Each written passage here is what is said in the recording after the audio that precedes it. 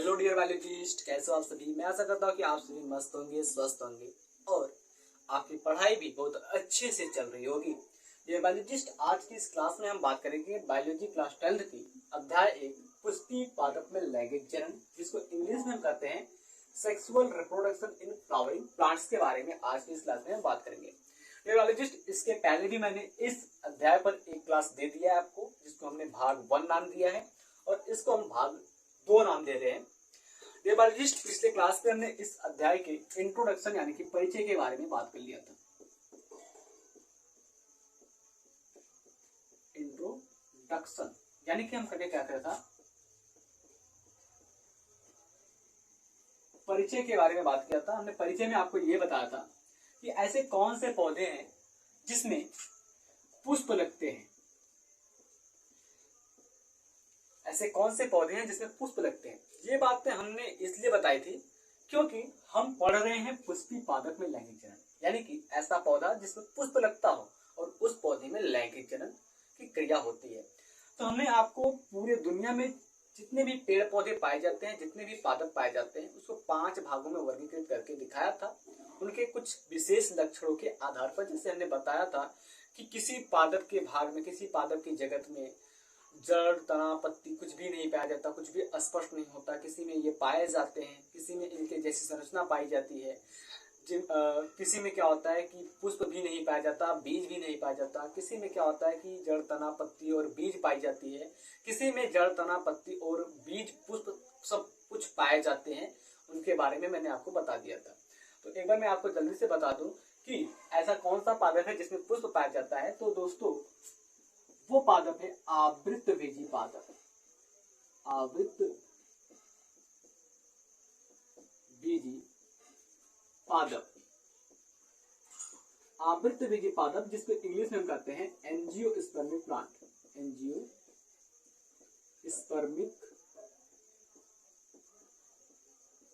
Plants, angiospermic plants जो होते हैं उसमें पुष्प भी पाया जाता है, बीज भी पाया जाता है, जड़ भी स्पष्ट दिखाई देती है, पत्तियां भी स्पष्ट दिखाई देती हैं और आपकी जो तना होती है वो भी स्पष्ट होती है। आपको यहां से एक एमसीक्यू क्वेश्चन मिल जाता है, ऐसे पौधों को बताइए जिसमें पुष्प पाए जाते हैं। तो डियर बायोलॉजिस्ट, मैं आपको याद करने के लिए एक और अच्छा तरीका बता देता हूं कि आपके आसपास, आपके घर पर जो पौधे लगे हुए हैं फूल के, जिसमें फूल खिलता है यानी कि पुष्प खिलता है, तो वो पौधा आपका क्या हो जाता है, आवृतबीजी पौधा हो जाता है। ओके, अब हमने बात किया था उसमें लैंगिक जनन के बारे में। तो लैंगिक जनन क्या होता है? तो दोस्तों, अगर हम बात करते हैं जनन की, तो जनन हमारे पास 2 प्रकार की होती है। तो एक होता है अलैंगिक जनन, दूसरा होता है लैंगिक जनन। अगर अलैंगिक जनन की बात करते हैं तो अलैंगिक जनन में केवल एक ही जनक की आवश्यकता होती है, यानी कि एकल जनक की आवश्यकता होती है। चाहे वहां पर नर हो चाहे मादा हो, तब पर भी काम हो जाता है। और खास बात यह है अलैंगिक जनन की कि उसमें युग्मक का निर्माण नहीं होता, यानी कि गैमेट फॉर्मेशन नहीं होता है। और वहीं तो दूसरे नंबर पर अगर हम बात करते हैं लैंगिक जनन, जिसको हम सेक्सुअल रिप्रोडक्शन कहते हैं, तो सेक्सुअल रिप्रोडक्शन में क्या होता है, माता और पिता दोनों की आवश्यकता होती है। यानी कि हम बात करें तो यहाँ पर 2 जनकों की आवश्यकता होती है, ठीक है, क्योंकि यहाँ पर युग्मक का निर्माण होता है। युग्मक का निर्माण होने के फलस्वरूप युग्मनज का निर्माण होता है, यानी कि जाइगोट का निर्माण होता है। तो इस प्रकार से अगर हम कहें तो लैंगिक जनन में 2 जनकों की आवश्यकता पड़ती है, यानी कि माता और पिता दोनों की आवश्यकता पड़ती है। तो आज की इस क्लास में हम बात करने वाले हैं पुष्टि पादप में लैंगिक जनन की कुछ प्रमुख घटनाओं के बारे में। इंट्रोडक्शन तो हमने कल देख लिया था, अब आगे की टॉपिक को देखेंगे।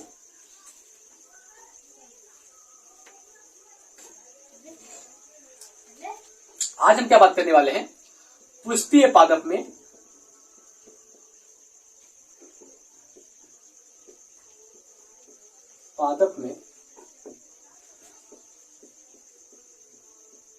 लैंगिक जनन की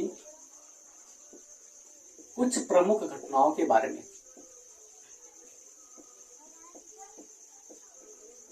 लैंगिक जनन की कुछ प्रमुख घटनाओं के बारे में हम आज बात करने वाले हैं। देखिए, ये क्या है, हमने आपको बताया पुष्पी पादप। तो पुष्पी पादप यानी कि आवृतबीजी पादप, ठीक। पुष्पी पादप का मतलब क्या हो जाएगा, आवृतबीजी पादप में लैंगिक जनन की कुछ प्रमुख घटनाएं। लैंगिक जनन यानी कि सेक्सुअल रिप्रोडक्शन, जहां पर दो जनकों की आवश्यकता होती है, में कुछ प्रमुख घटनाओं के बारे में बात करेंगे। यानी कि लैंगिक जनन में क्या क्या प्रमुख घटनाएं होती हैं उनके बारे में हम बात करते हैं। तो डियर बायोलॉजिस्ट, क्या होता है कि लैंगिक जनन में 3 प्रमुख घटनाएं पाई जाती हैं। पहली जो घटना होती है वो होती है निषेचन पूर्व की घटना।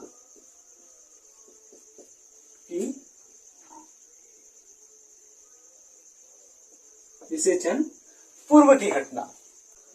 दूसरे नंबर पर आता है आपका निषेचन की घटना।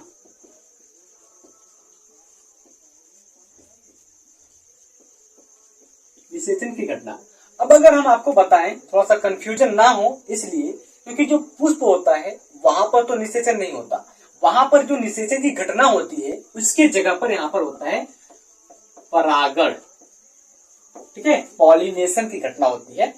उसके बाद अगर हम तीसरे नंबर पर बात करते हैं तो तीसरे नंबर पर कौन सी प्रमुख घटनाएं होती हैं, तो तीसरे नंबर पर जो प्रमुख घटना होती है वो होती है निषेचन पश्चात की घटना।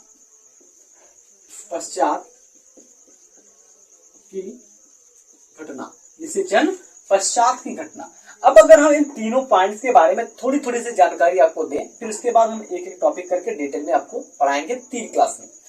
तो पहले अगर पॉइंट की बात करते हैं, निषेचन पूर्व की घटना। देखो, निषेचन पूर्व की घटना का मतलब होता है कि निषेचन से पहले होने वाली घटना। ठीक है, अब निषेचन से पहले होने वाली घटनाएं कौन कौन सी होती है? अब इसमें नंबर 1 पर आ जाता है निषेचन पर होने वाली घटना, युग्मक निर्माण। ठीक है, एक ही घटना होती है, युग्मक का निर्माण। अब निषेचन से पहले युग्मक का बनना जरूरी होगा। ठीक, जैसे अगर हम सामान्य एक एग्जांपल लेकर के आपको समझाते हैं। मान लीजिए ये कोई जीव है, ये कोई ऑर्गेनिज्म है।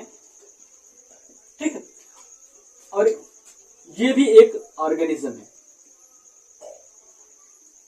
ठीक है, इसमें क्या है, ये हमारा मेल है और ये हमारा क्या है, फीमेल है। ठीक है, ये क्या है, मेल है, ये हमारी फीमेल है। अब क्या होता है कि इन दोनों को करना है सेक्सुअल रिप्रोडक्शन, यानी कि इन दोनों को करना है लैंगिक जनन। अब ये जब लैंगिक जनन करेंगी तो क्या होगा, इसमें सबसे पहले युग्मक बनेगा। सबसे पहले क्या होगा, युग्मक बनेगा, यानी कि इसमें क्या होगा, गैमेट बनेगा। गैमेट बनेगा, मेल में भी बनेगा और फीमेल में भी बनेगा गैमेट।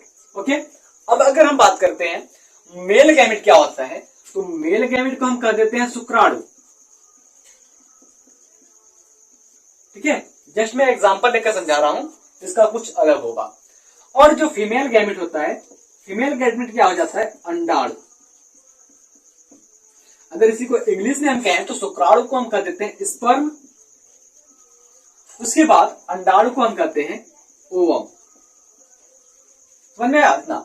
अब देखिए, ये तो हमारा युग्मक का निर्माण हो गया, शुक्राणु और अंडाणु बन गए। ठीक है, नर से बन गया शुक्राणु, मादा से बन गया अंडाणु। अब दोनों क्या हो जाएंगे, आपस में मिल जाएंगे। जैसे ही दोनों आपस में मिलेंगी तो एक युग्मनज का निर्माण हो जाएगा। युग्मनज का निर्माण हो जाएगा। अब युग्मनज को क्या कहते हैं भाई, युग्मनज को कहते हैं हम जाइगोट। युग्मनज को क्या कहते हैं, जाइगोट। जस्ट मैं आपको एग्जांपल समझा रहा हूं, इसको अभी बताऊंगा मैं। हमने क्या बताया कि निषेचन पूर्व की घटना में क्या होता है, तो देखो यहाँ पर निषेचन हो रहा है। ठीक है, निषेचन का मतलब क्या होता है, जब नर युग्मक और मादा युग्मक आपस में मिलती है तो उसे हम निषेचन कहते हैं। ठीक है, नर युग्मक और मादा युग्मक का आपस में मिल जाना निषेचन कहला रहा है। तो निषेचन तो यहाँ हो रहा है, लेकिन निषेचन से पहले कुछ हो रहा है। हाँ, निषेचन से पहले कुछ हो रहा है, उसको क्या कहते हैं, युग्मक निर्माण। निषेचन से पहले क्या हो रहा है, युग्मक निर्माण हो रहा है। युग्मक क्या होता है, युग्मक यानी कि नर से जो बनता है युग्मक, नर से जो बनता है बीज, उसको कहते हैं नर युग्मक, और मादा से जो बनता है उसको कहते हैं मादा युग्मक। नर युग्मक अगर हम पुरुषों में बात करते हैं तो शुक्राणु, मादा युग्मक अगर हम स्त्रियों में बात करते हैं तो अंडाणु होता है। ठीक उसी प्रकार से हमारे पुष्पों में भी ऐसा होता है प्रक्रिया, जिसको हम आज देखेंगे। चलिए, तो हमने निषेचन पूर्व की घटना को समझा दिया। अब निषेचन की घटना देखो, ये शुक्राणु, ये अंडाणु, यानी कि ये नर युग्मक, ये मादा युग्मक आपस में मिल गए। मिलने के बाद क्या हुआ, युग्मनज का निर्माण हो गया, यानी कि जाइगोट का निर्माण हुआ। हमने अभी आपको बताया कि जब नर युग्मक और मादा युग्मक दोनों साथ में आपस में मिलते हैं तो उस घटना को, उस प्रक्रिया को क्या कहते हैं, निषेचन की घटना कहते हैं। लेकिन यहाँ पर क्या होगा, हमको परागण पढ़ना होगा। कोई बात नहीं, परागण में भी यही प्रक्रिया होता है, नर युग्मक आता है, मादा युग्मक के साथ मिल जाता है तो परागण की क्रिया हो जाती है। उसके बाद हमको क्या पढ़ना है, निषेचन पश्च की घटना। निषेचन पश्च की घटना यानी कि निषेचन की बाद की घटना को पढ़ना है। निषेचन के बाद की कौन कौन सी घटनाएं होती है उसको पढ़ना है। तो देखो ये युग्मनज है। अब युग्मनज क्या होता है, युग्मनज हमेशा द्विगुणित कोशिका होती है, ठीक है, डिपोलॉइड सेल होती है। और उस डिपोलॉइड सेल में क्या होता है, विदलन होता है। क्या होता है, विदलन। विदलन का मतलब क्या होता है, विभाजन होता है। 2 कोशिका बनेगी, 4 कोशिका बनेगी, 8 बनेगी, 16 बनेगी, 32 बनेगी, 64 बनेगी। इस प्रकार से ढेर सारी कोशिकाएं बनती जाएंगी और वो अंगों का निर्माण करेंगी। उसके बाद एक नए जीव का निर्माण हो जाएगा। यानी कि अगर हम बात करते हैं निषेचन पश्च की घटना में, तो निषेचन पश्च की घटना में क्या होता है, एक नए प्रकार के पुष्प का निर्माण होता है, एक नए पुष्प के पौधे का निर्माण होता है। ये निषेचन पश्च की घटना होती है। मैं आशा करता हूं कि इन तीनों घटनाओं के बारे में आपने थोड़ा थोड़ा तो जानकारी ग्रहण कर लिया होगा। अब हम बात करते हैं नंबर 1 पर निषेचन पूर्व की घटना के बारे में। निषेचन पूर्व की घटना में क्या क्या प्रक्रियाएं होती हैं, युग्मक का निर्माण कैसे होता है, उस नर युग्मक को क्या कहते हैं, मादा युग्मक को क्या कहते हैं, इनके बारे में हम पढ़ेंगे। तो मैं चाहता हूं कि आप इन तीनों पॉइंट्स को नोट कर लीजिए और मैं इसको मिटा देता हूं, इसकी कोई आवश्यकता नहीं है। चलिए इसको भी रख कर दूं मैं एक लाइन लिख रहा हूं इसके लिए। निषेचन पूर्व की घटना के लिए मैं एक लाइन लिख रहा हूं, आप नोट कीजिए मेरे साथ। देखो, निषेचन से पहले होने वाली घटना को, निषेचन से पहले होने वाली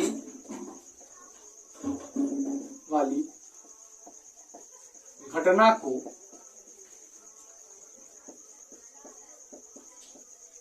निषेचन पूर्व की घटना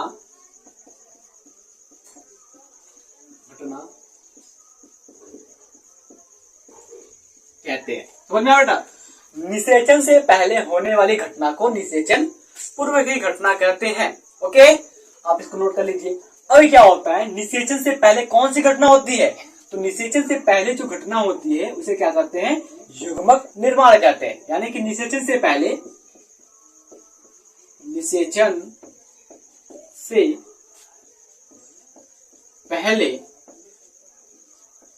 युग्मक निर्माण होता है। ये भी जानना जरूरी है कि निषेचन से पहले होने वाली घटना को क्या कहते हैं, निषेचन पूर्व घटना कहते हैं। लेकिन ये जानना क्या है कि निषेचन पूर्व घटना में होता क्या है, तो निषेचन पूर्व की घटना में क्या होता है, युग्मक निर्माण होता है, युग्मकों का निर्माण होता है। अब अगर हम बात करते हैं तो इस पुष्पी पादप में किस प्रकार के युग्मक पाए जाते हैं, तो देखो पुष्पी पादप में भी नर युग्मक और मादा युग्मक पाए जाते हैं। तो आज हम बात करेंगे सबसे पहले नर युग्मक के बारे में कि नर युग्मक क्या होता है। चलिए अब फटाक से इस लाइन को नोट डाउन कीजिए, मैं मिटाने वाला हूं, इसको मिटा रहा हूं। यहां पर जो लिखा था मैं इसको लिख रहा हूं यहां पर।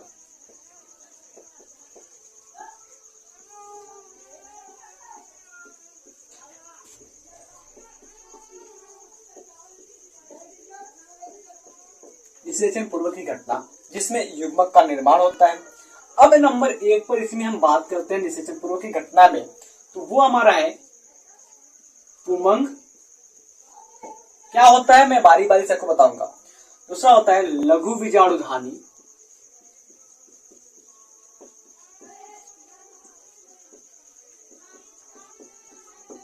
तीसरा होता है आपका परागकण।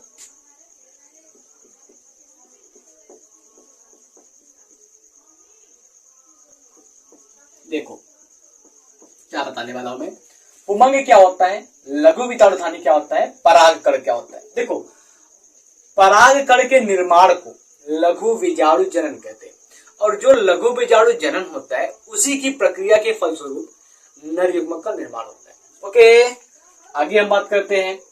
अब हम नंबर 1 पर डालते हैं पुमंग क्या होता है हमारा, ठीक है। नंबर 1 पर क्या डालते हैं, पुमंग क्या होता है।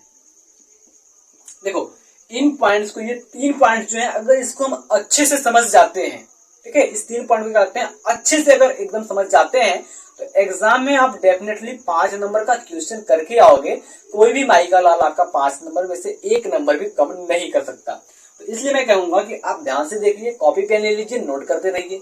अगर आप कॉपी पेन नहीं लिए हैं तो आप वीडियो को रोकिए और कॉपी पेन लेकर के बैठ जाइए। चलिए, अगर हम बात करते हैं पुमंग, तो पुमंग को इंग्लिश में कहते हैं एंड्रोसियम।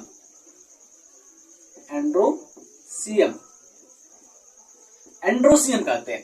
देखो पुमंग क्या होता है, पुमंग की डेफिनेशन क्या देनी है आपको, तो पुमंग की डेफिनेशन देनी है आपको, परिभाषा देनी है, पुंकेसरों की समूह, पुंकेसरों की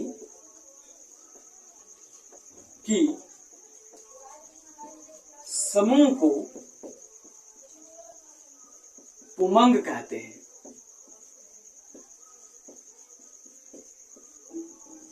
क्या कहते हैं? पुंकेसरों की समूह को पुमंग कहते हैं, यानी कि group of stamens are called androecium. क्या? Group of stamen are called androecium. इतना क्लियर हुआ? यानी कि पुंकेसरों की समूह को क्या कहते हैं? पुमंग कहते हैं। अब अगर हम बात करते हैं कि पुमंग कितने प्रकार का होता है, ये जो पुमंग होता है कितने प्रकार का होता है, तो अगर हम बात करते हैं पुमंकेसर की प्रकार का, पुमंग के प्रकार का, तो पुमंग जो होते हैं वो हमारे कई प्रकार के होते हैं। जैसे अगर हम बात करते हैं, नंबर 1 पर आ जाएगा पॉलीएंड्रस। पॉलीएंड्रस, पॉलीएंड्रस, पॉलीएंड्रस का मतलब ये होता है कि जहां पर पुंकेसरों की संख्या, ठीक है, जहां पर पुंकेसरों की संख्या 2 से अधिक हो, पुंकेसर की संख्या क्या हो? 2 से अधिक हो, 3 हो, 4 हो, 5 हो, उसके बाद चाहे जितना हो उसको कहेंगे हम पॉलीएंड्रस प्रकार का पुंकेसर। उसके बाद आता है यहां पर डाईएंड्रस। डाईएंड्रस या फिर इसी को हम कहते हैं डाईएडल्फस। डाईएंड्रस या फिर इसको क्या कहते हैं? डाईएडल्फस।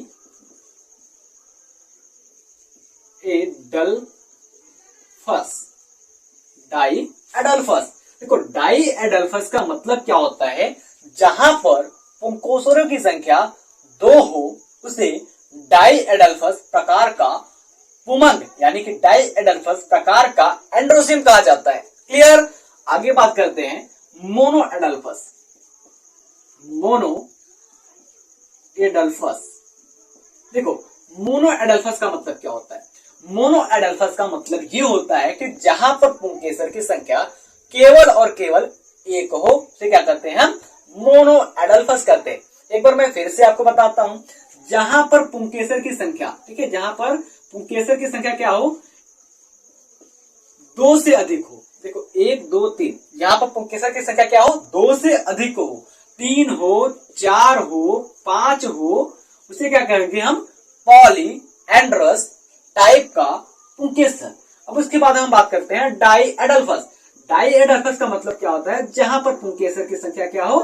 2 हो। जहां पर पुंकेसर की संख्या क्या हो? 2 हो, उसको क्या कहेंगे? डाईएडल्फस प्रकार का एंड्रोसियम यानी कि पुंकेसर। उसके बाद बात करते हैं मोनोएडल्फस।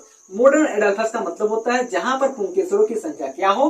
केवल और केवल 1 हो, उसे क्या कहते हैं? मोनोएडल्फस कहते हैं। तो चाहे तो आप इसको नोट कर सकते हैं, वैसे तो याद ही कर लेंगे तो अच्छा रहेगा। आगे हम बात करते हैं पुंकेसर क्या होता है। अभी तो हमने जान लिया पुमंग क्या होता है। अब अगर हम बात करते हैं पुंकेसर की, तो पुंकेसर क्या होता है? हाँ कब? अरे यार गाँव में दूध पहुंच जावे रवि के यहाँ, पता नहीं यार, देख लेते हो इंग्लिश से पढ़ाओ रही। ठीक है, अगर हम बात करते हैं पुंकेसर की, तो पुंकेसर को इंग्लिश में हम कहते हैं स्टामिन।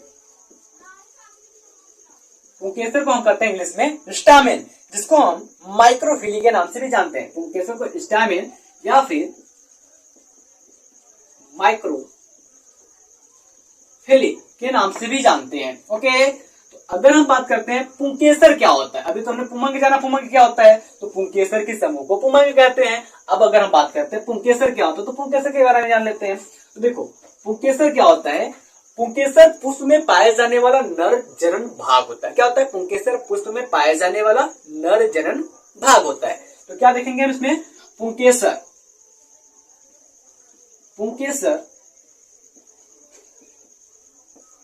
पुष्पों में पाए जाने वाला नर जनन भाग होता है। पुंकेसर क्या होता है? पुष्पों में पाया जाने वाला नर जनन भाग होता है। इतना क्लियर हुआ पहला पॉइंट। अब दूसरी पॉइंट को मैं आपको समझाऊंगा एक प्यारे से फिगर के साथ, ताकि आपको अच्छे से क्लियर हो जाए। अब हम बात करते हैं अगर पुंकेसर की संरचना की, तो ये हमारा छोटा सा प्यारा सा पुंकेसर है। इसको हम चित्र में लिख देते हैं।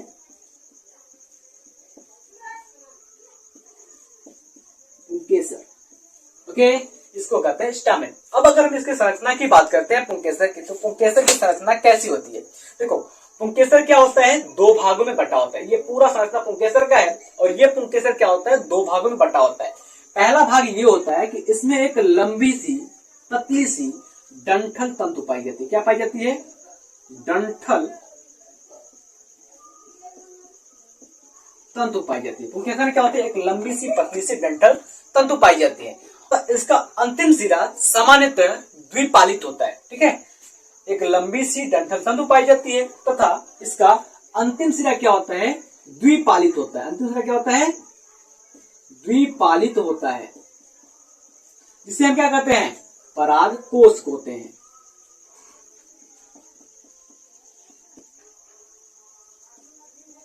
ठीक है, इसका नाम क्या है? परागकोश होता है। एक बार मैं फिर से आपको बताता हूं कि पुंकेसर क्या होता है। पुंकेसर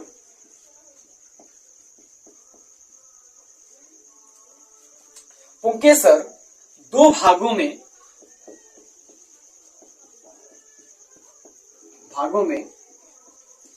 बटा हुआ होता है, जिसमें एक पतली एवं लंबी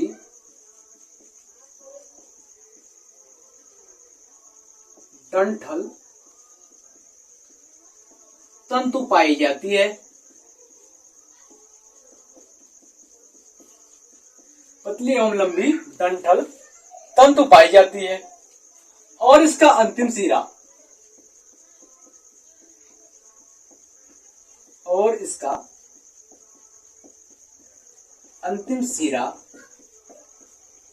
द्विपालित होता है। अंतिम सिरा क्या होता है? द्विपालित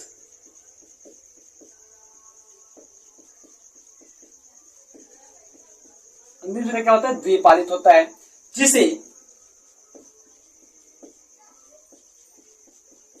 परागकोश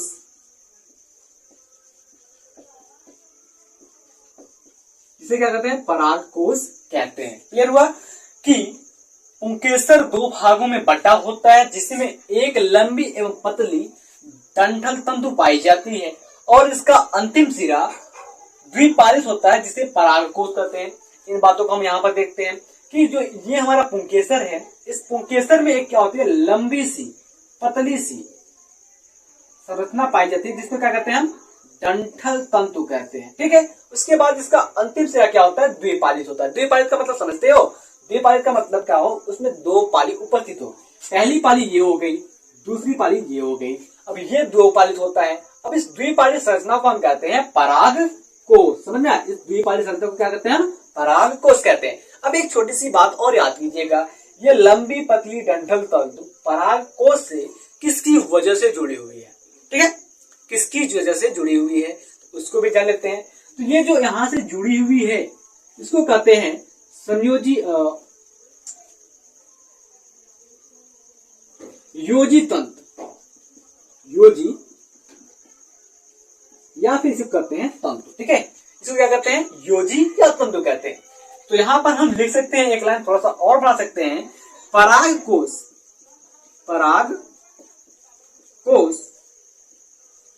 और डंठल तंतु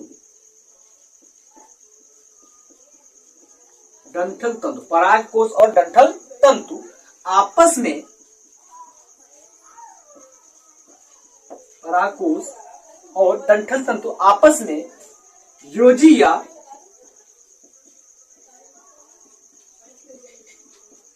तंतु के द्वारा, योजी या तंतु के द्वारा आपस में जुड़ी होती है। क्लियर हुआ?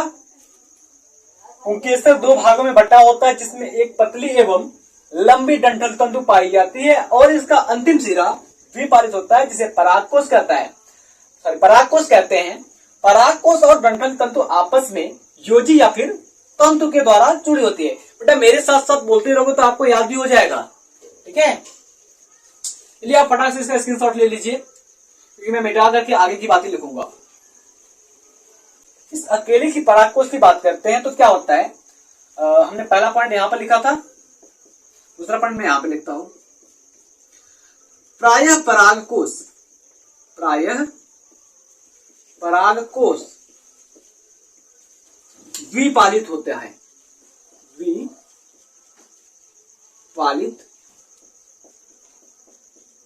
होते हैं। प्रायः परागकोश द्विपालित होते हैं और प्रत्येक परागकोश में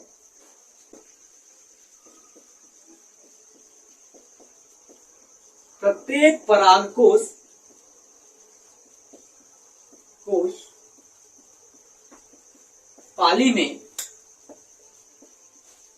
परागकोश पाली में दो प्रकोष्ठ पाए जाते हैं, दो प्रकोष्ठ पाए जाते हैं। अभी मैं समझाऊंगा प्रकोष्ठ का मतलब क्या होता है। प्रायः परागकोश द्विपालित होते हैं। क्लियर? प्रायः परागकोश कैसे होते हैं? द्विपालित होते हैं और प्रत्येक परागकोश की पाली में या प्रत्येक परागकोश पाली में दो प्रकोष्ठ पाए जाते हैं, जिसे लघु बीजाणुधानी या परागपुट के नाम से जाना जाता है, जिसे लघु बीजाणुधानी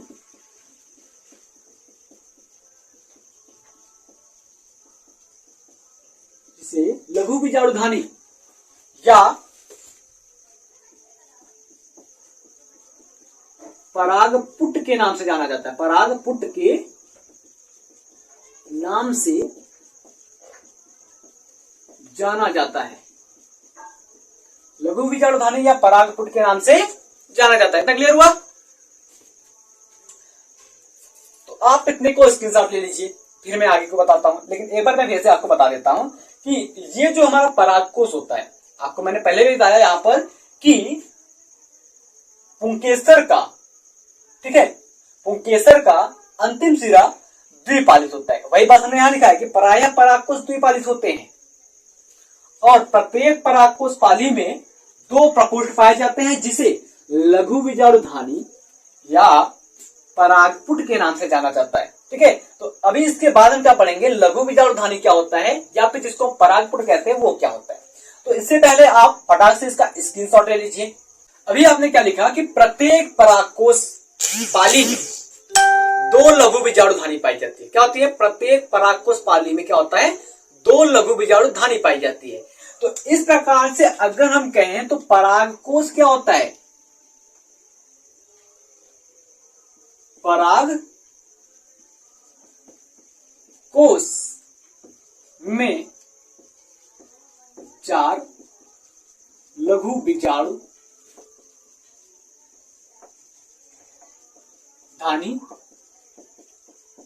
पाई जाती है। ठीक है, क्या कहेंगे हम? एक परागकोश में चार लघु बीजाणुधानी पाई जाती है। बात को समझिए मैं क्या कह रहा हूं। हमने क्या कहा कि एक हमारा परागकोश है, ठीक है, एक हमारा क्या है? परागकोश है जो कि द्विपालित है। एक हमारा परागकोश है जो कि द्विपालित है। कोश पाली में क्या हो रहा है? दो ठो प्रकोष्ठ पाई जा रही है।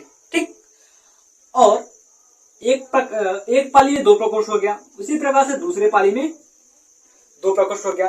तो हम क्या कहेंगे कि ये हमारा एक परागकोश है, दो की द्विपालित है। तो इस द्विपालित परागकोश में क्या हो रहा है, हमने वही बात लिखी यहाँ पर कि एक परागकोश में 4 लघु बीजाणुधानी पाई जाती है। तो ये हमारा एक परागकोश है और इसके प्रत्येक पाली में 2 प्रकोष्ठ पाई जाती है और परागकोश की 2 पालियां होती है, तो दोनों मिलाकर के क्या हो जाएगा, 4 प्रकोष्ठ हो जाएगा। बात को समझ गए ना आप। तो क्वेश्चन कैसे बनता है कि परागकोश की प्रत्येक पाली में कितने प्रकोष्ठ पाए जाएंगे, तो ऐसा क्वेश्चन पूछेगा तो आप बताएंगे कि 2 पाली पाया जाएगा। कितना, 2 पाली पाया जाएगा। ओके, अब पूछे कि एक परागकोश में कितना पाली पाया जाता है, तो आप बताएंगे 2 पाली पाया जाता है। अगर वही पूछे वापस से कि एक परागकोश में कितने प्रकोष्ठ पाए जाते हैं या फिर कितने लघु बीजाणुधानी पाई जाती है, तो आप बताएंगे 4 लघु बीजाणुधानी पाई जाएगी। क्या क्या हमने बताया कि एक परागकोश में कितने प्रकोष्ठ पाए जाते हैं, प्रकोष्ठ यानी कि लघु बीजाणुधानी, तो आप 4 बताएंगे। परागकोश के प्रत्येक पाली में कितने प्रकोष्ठ पाए जाते हैं, तो 2। ठीक, और ये पूछ ले कि एक परागकोश में कितनी पाली पाई जाती है, तो 2। क्लियर हुआ। चलिए आगे बात करते हैं। अब हम एक ऐसे पौधे की बात करते हैं जिसमें केवल और केवल एक पाली पाई जाती है और 2 प्रकोष्ठ पाई जाती है। ठीक है, क्या, एक पाली और 2 प्रकोष्ठ पाई जाती है। तो आप उसको नोट करके लिखिएगा बढ़िया से सजा करके। मालवेसी कुल, मालवेसी कुल के पादप में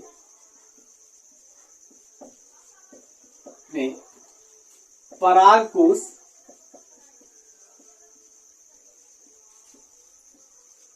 केवल एक पालित होता है।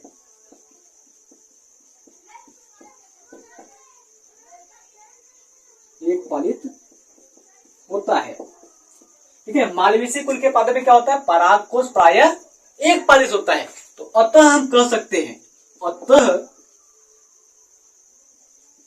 परागकोश में केवल 2 प्रकोष्ठ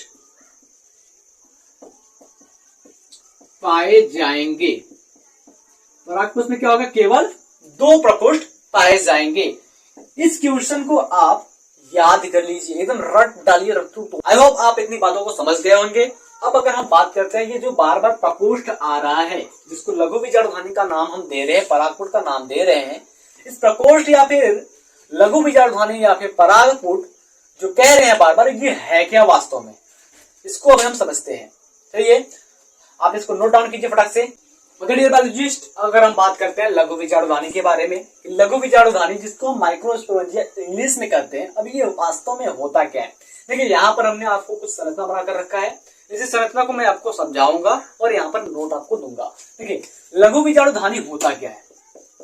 लघु बीजाणुधानी की बात करते हैं तो लघु बीजाणुधानी एक ऐसा स्थान होता है, ठीक है, लघु बीजाणुधानी एक ऐसा स्थान होता है जिसके अंदर ढेर सारे परागकण या लघु बीजाणु भरे होते हैं। देखिए अब हमने आपको क्या बताया कि प्रत्येक परागकोश द्विपालित होता है। ठीक है, जितना भी परागकोश होता है वो द्विपालित होता है और प्रत्येक पाली में क्या होता है, 2 प्रकोष्ठ पाया जाता है। क्या होता है, परागकोश द्विपालित होता है, तो एक पाली ये हो गया और दूसरा पाली हमारा ये हो गया। ठीक है, एक पाली ये हो गया, दूसरा पाली हमारा ये हो गया, तो यहाँ पर मिल गया पराग पाली यानी कि पॉलन चैम्बर। और हमने आपको बताया कि प्रत्येक पराग पाली में या फिर प्रत्येक परागकोश पाली में 2-2 प्रकोष्ठ यानी कि 2-2 लघु बीजाणुधानी पाई जाती है।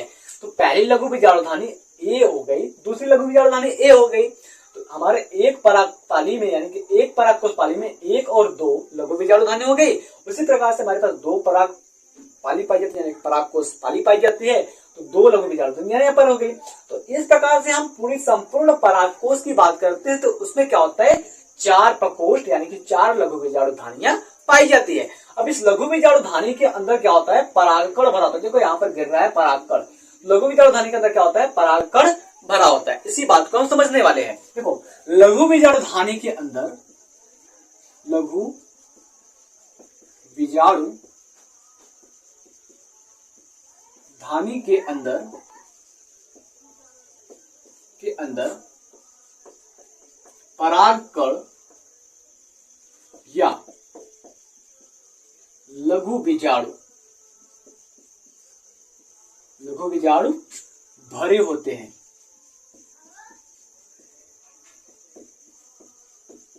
डियर बायोलॉजिस्ट, परागकण को इंग्लिश में हम कहते हैं पॉलिन ग्रेन, लघु बीजाणु को कहते हैं हम माइक्रोस्पोर्स। ठीक है, लघु बीजाणु क्या कहते हैं, माइक्रोस्पोर्स, और परागकण को कहते हैं हम पॉलन ग्रेन। इतना पॉइंट समझ में आपको कि लघु बीजाणु धानी के अंदर परागकण या लघु बीजाणु भरे होते हैं।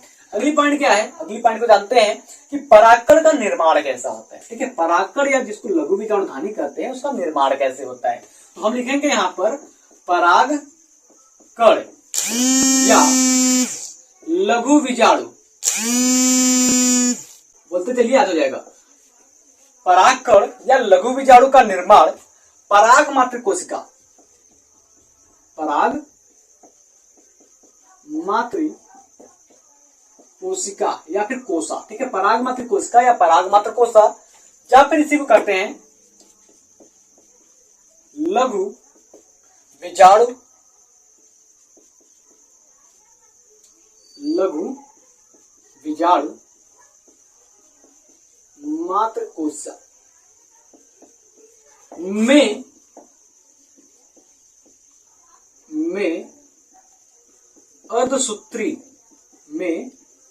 अर्धसूत्री विभाजन से होता है। गई बात आई समझ में। हमने क्या लिखा कि परागकण जिसको हम लघु बीजाणु कहते हैं उसका निर्माण पराग मात्र कोशिका या लघु बीजाणु मात्र कोशा में अर्धसूत्री विभाजन के होता है। इतना समझ में आया। अब इसके बाद आगे की बात करते हैं। तो आगे क्या हमको बात करना है, परागकण होते हैं वो कैसे होते हैं। ठीक, परागकण जो होते हैं वो कैसे होते हैं। एक बात मैं आपको यहाँ पर बताऊं कि जो परागकण होता है वो पुष्टि पादप में नर युग्मक होता है। क्या होता है, पुष्टि पादप में नर युग्मक होता है। तो यहाँ पर मैं लिखूंगा कि परागकण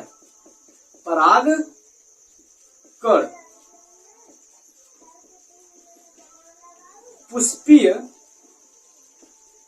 पादप में नर युग्मक, परागकण पुष्पीय पादप में नर युग्मक कहलाता है, जो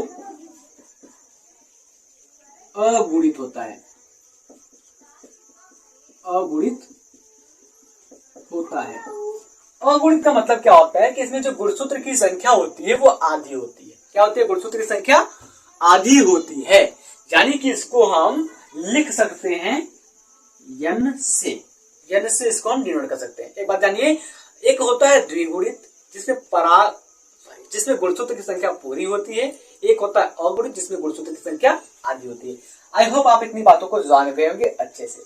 अब हम बात करते हैं परागकोश परिपक्व हो जाने पर, परागकोश परिपक्व हो जाने पर यानी कि मैच्योर हो जाने पर लघु बीजाणु धानियां, ठीक है, लघु बीजाणु धानियां, या फिर ऐसे करते हैं परागकोश के परिपक्व हो जाने पर परागकोश में स्थित लघु बीजाणु धानी के मध्य बंध ऊतक नष्ट हो जाते हैं। ठीक है, बंध ऊतक नष्ट हो जाते हैं, जिसके फलस्वरूप प्रत्येक पराग पाली में केवल और केवल एक प्रकोष्ठ बचता है। ठीक, समझ में आया। लिखेंगे कैसे इसको कि परागकोश के परिपक्व हो जाने पर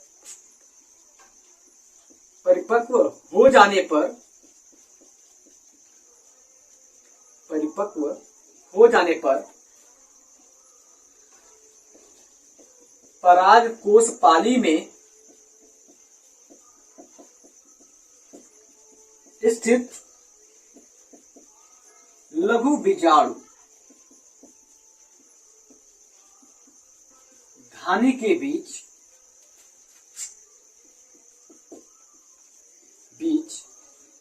की बंध ऊतक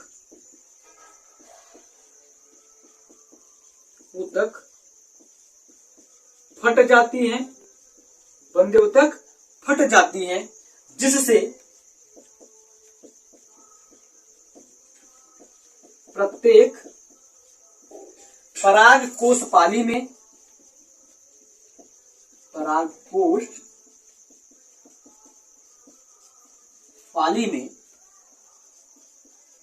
केवल एक लघु बीजाणु धानी बचती है। लघु बीजाणु धानी बचती है, इतना समझ में आया? केवल एक लघु बीजाणु धानी बचती है, किसमें? प्रत्येक परागकोश पाली में। प्रत्येक परागकोश पाली में कितनी बचती है? केवल एक लघु बीजाणु धानी बचती है। तो अगर हमको कहना पड़े अतः एक परागकोश में कितनी लघु बीजाणु धानी होंगी? कितनी लघु बीजाणु धानी होंगी? करंट बताइए। चलिए मैं बताता हूं। एक परागकोश में 2 लघु बीजाणु धानी बचेंगी। मैं आशा करता हूं कि इतनी पॉइंट्स आपको एकदम अच्छे से क्लियर हो गया होगा। अभी जो बात हमने यहां पर लिखा कि परागकोश के परिपक्व हो जाने पर परागकोश में स्थित लघु बीजाणु धानी के मध्य बंध्य ऊतक फट जाता है, जिससे प्रत्येक परागकोश पाली में केवल एक लघु बीजाणु धानी बचती है। अतः एक परागकोश में 2 लघु बीजाणु धानी बचती है। यानी कि अगर हम बात करते हैं परागकोश के अंदर जो लघु बीजाणु धानी के बीच बंध्य ऊतक होता है, वो बंध्य ऊतक हमारा ये होता है। यही जो होता है, जो गोला बना हुआ है, जो घेरे हुए रखा है परागकोश को, परागकण को, वो हमारा बंध ऊतक कहलाता है। वही फट जाता है, जिसके फलस्वरूप हमको प्रत्येक परागकोश पाली में एक लघु बीजाणु धानी और एक परागकोश के अंदर हमको 2 लघु बीजाणु धानी बचती है। अगर इसके फिगर की बात करते हैं, इसके संरचना की बात करते हैं, यानी कि जो हमने बनाया है यहाँ बंध ऊतक फट जाने के बाद संरचना जो होती है वो कैसी दिखाई देती है, उसकी अगर बात करते हैं तो उसकी संरचना कुछ इस प्रकार से दिखाई देती है। आप पहले इसको नोट डाउन कर लीजिए, फिर मैं आपकी संरचना तो बता करके देता हूँ। फटाफट से आप इसको नोट डाउन कीजिए। उसके बाद जो बातें हमने यहाँ पर लिखी है, इसकी एक संरचना कैसी होती है, मैं इस संरचना को आपको अच्छे से बता देता हूँ। चलिए आप फटाफट से इसको नोट डाउन कीजिए। मध्य जो लघु बीजाणु धानी के मध्य जो बंध ऊतक होता है, उस बंध ऊतक के फट जाने के बाद जो हमारा परागकोश होता है वो कुछ इस प्रकार से दिखाई पड़ता है। अब इसके स्ट्रक्चर को मैं आपको समझा दूं। देखो यहाँ पर ये जो वाली संरचना होती है, ये वाली संरचना क्या है, यहाँ पर एक बीच में गैप दिया है। अब यही जो हमारा बंध होता है, ये बंध फट जाता है। बंध फटने के बाद हमारी जो परागकोश होती है वो कुछ इस प्रकार से हो जाती है, और जितने भी परागकण जो होते हैं, ये हमारे छोटे छोटे क्या दिखा रहे गोला गोला, ये हमारे परागकण होते हैं, जिसको हम पॉलिन ग्रैंड कहते हैं, वो बाहर आने लगते हैं परागण की क्रिया के लिए। अब इसमें अगर हम बात करते हैं तो ये जो इसमें हमारा जो होता है वो कई लेयर बन जाता है, कई परत बन जाता है। सबसे ऊपर जो सबसे बाहर की वो परत दिखाई दे रहा है, इसको हम करते हैं एपिडर्मिस, यानी कि बाह्य परत करते हैं। और इसके अंदर का जो ये परत है जिसके ऊपर लाइन है, वो कहता है एंडोडर्मिस, यानी कि इसको अंतःभित्ति के नाम से जानते हैं। और यहाँ पर ये हमारा वैस्कुलर बंडल है।